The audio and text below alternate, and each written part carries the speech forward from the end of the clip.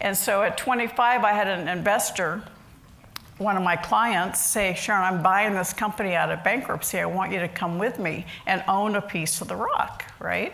And so I remember going back to my condo in Atlanta, because it was kind of fun being young, single in Atlanta. It was a great time when I could find time, because I was always working. And so I did the pros and cons. Back then, it was before PCs, before cell phones, I know, dinosaur days.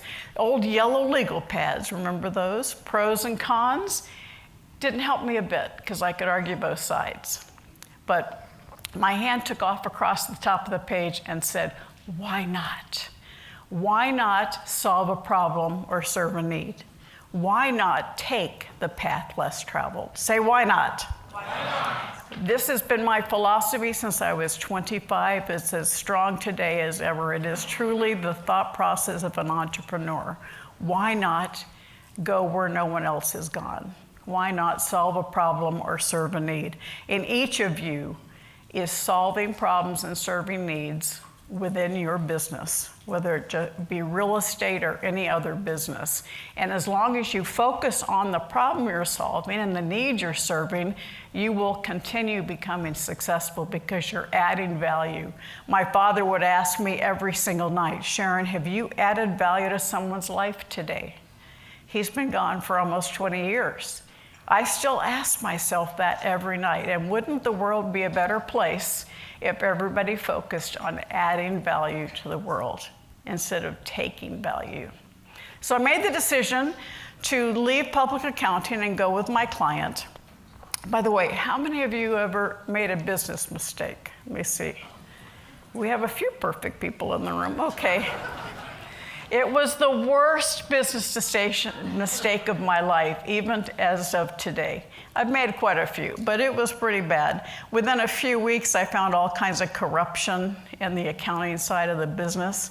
And I'm a newly minted female CPA, and I'm like, oh my God, I'm going to lose my license.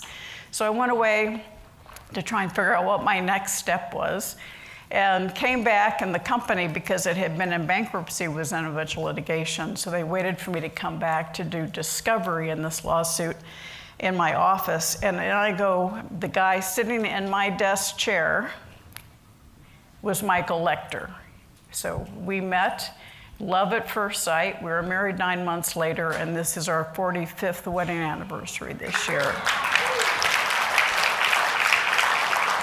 Thank you. I share that story because out of every adversity comes a seed of equal or greater opportunity. Famous quote by Napoleon Hill. My worst business decision provided me the best life decision. And so life happens for us. Sometimes we can't figure out what the benefit is for a while, but we all make mistakes, and they are learning opportunities. And too many people define themselves by the mistake. So write this down, and a mistake is an occurrence, not a definition. And I see it over and over again. Somebody gets mired in the negativity and the fear and the guilt and the shame for making a mistake. Don't let that happen to you. Just shake it off and say, next, next. What did I learn from that? And just hope you don't repeat the problem. And so, like I said, we were married 9 months later. We had kids. Kids didn't like to read. So I'm thinking about businesses, solve a problem or serve a need. Well, how can I get kids to want to read again? And I met the inventor of the first talking children's book. Do you remember these? 1987, we started this company. And at that time, kids had no electronics. They had no screens. I know it's so hard to imagine a day like that. But this was 1987. And so I had this great product, and I said, how can I get parents to trust us? So I made deals with little companies like Disney, Warner Brothers, Sesame Street, and even Teenage Mutant Ninja Turtles. And so we were hugely successful. Our first year, we sold $1 million worth. We thought we were hot stuff. Second year, 9, then 23. In the fourth year, on the way to 52 million, we sold the company. And it was an incredible opportunity for me because I learned about publishing.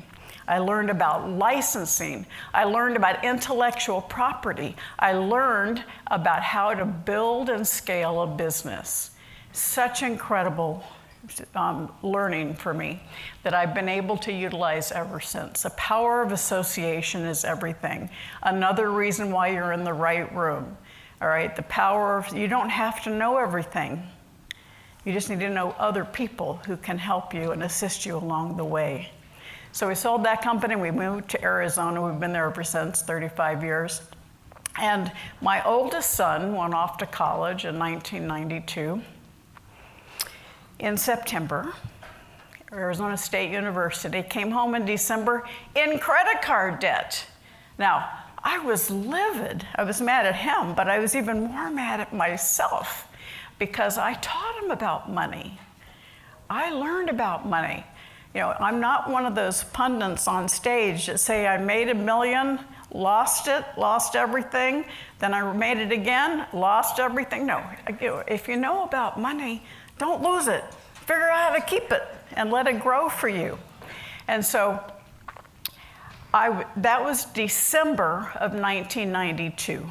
And that's when I dedicated the rest of my career to financial education, because I realized how few people understood money. We are taught to chase a paycheck. We are taught to spend our exchange time for money.